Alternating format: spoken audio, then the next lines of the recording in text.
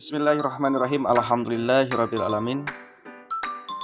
Selamat pagi anak-anak. Untuk hari ini semoga kalian masih dalam keadaan sehat walafiat dan bisa melaksanakan pembelajaran seni budaya untuk kelas 7. Nah, untuk anak-anak sekalian, kita akan masuk ke pembelajaran yang selanjutnya setelah kita membahas pembelajaran yang sebelumnya di minggu kemarin, yaitu kita akan masuk di seni rupa ya. Untuk seni rupa ini ada di bab 9 dan untuk pembahasannya yaitu menerapkan ragam hias pada bahan tekstil. Nah, menerapkan ragam hias pada bahan tekstil di sini ini pembahasan bagian yang pertama untuk mapel seni budaya kelas 7. Nah, untuk anak-anakku sekalian, terkait dengan materi ini perlu disampaikan juga bahwa ini materi yang akan disampaikan melalui media yang sudah biasa kita laksanakan dan sudah biasa kita pergunakan, yaitu media YouTube. Nah, untuk anak-anakku sekalian, sebelum kita membahas lebih jauh bahwa untuk menerapkan ragam hias pada bahan tekstil, di sini saya memberikan stimulus terlebih dahulu bahwasannya di kelas 1 itu pernah saya menugaskan atau membahas tentang flora, fauna ataupun alam benda ya. Nah, di sini pun manfaatnya adalah seperti ini ya. Nah, di sini ada flora, gambar flora. Di sini ada gambar fauna dan di sini juga ada gambar geometris ya. Kalau di kelas 7 kalau di kelas 7 yang sebelumnya itu alam benda ya, alam benda. Nah, kalau di bab yang ini masih di kelas 7 yaitu tentang geometris.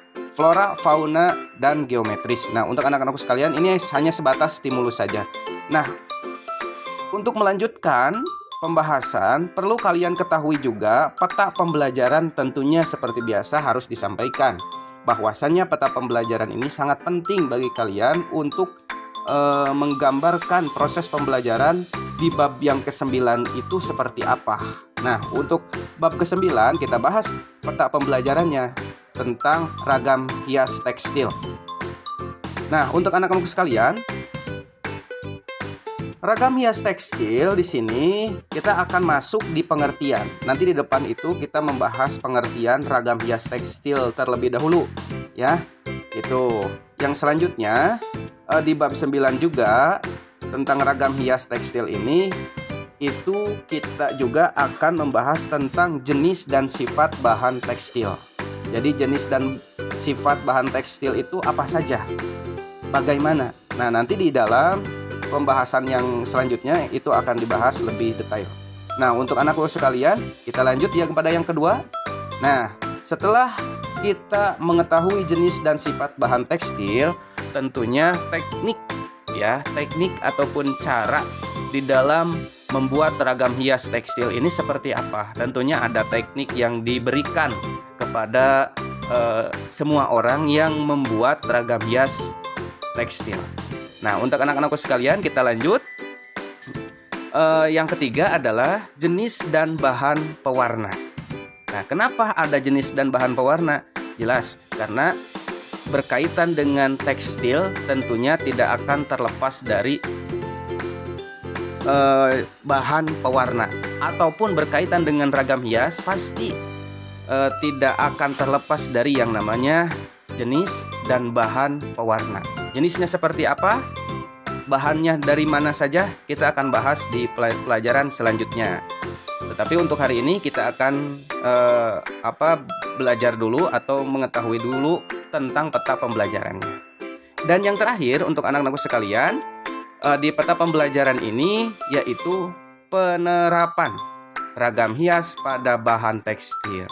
Kalau kita sudah tahu jenis dan sifatnya seperti apa, lalu teknik yang digunakannya seperti apa, jenis dan bahan pewarnanya seperti apa, lalu kita penerapan ragam hias pada bahan tekstil. Maksud penerapan di sini adalah bagaimana kita mempraktekkan segala apa yang mendukung terhadap pelaksanaan ragam hias tekstil tersebut dapat dijadikan sebuah seni rupa, maka tentunya di sini harus ada penerapan. Maksudnya praktek bagaimana cara menggunakan warna, bagaimana cara menggunakan bahan, bagaimana cara menggunakan teknik, bagaimana cara menggunakan jenis gitu. Nah, itu tentang peta pembelajaran di kelas 7, maaf ya, di kelas 7 untuk bab yang ke-9.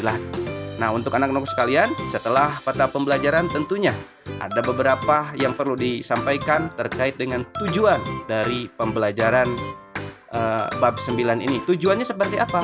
Ya, tujuannya kalian mampu mengidentifikasi teknik penerapan ragam hias pada media tekstil. Identifikasi itu diteliti, dikumpulkan, ditelaah gitu. Penerapannya seperti apa dalam konteks ragam hias begitu. Yang kedua, mendeskripsikan teknik penerapan ragam hias pada media tekstil. Maksud mendeskripsikan itu membuat sebuah narasi, ya, membuat sebuah susunan kata ataupun kalimat yang menjadi sebuah narasi, sebuah cerita di dalam teknik penerapan ragam hias. Begitu. Baik disampaikan melalui catatan maupun disampaikan melalui pembicaraan. Nah, yang selanjutnya, yang ketiga, mengekspresikan diri melalui penerapan ragam hias flora dan fauna serta geometris pada media tekstil.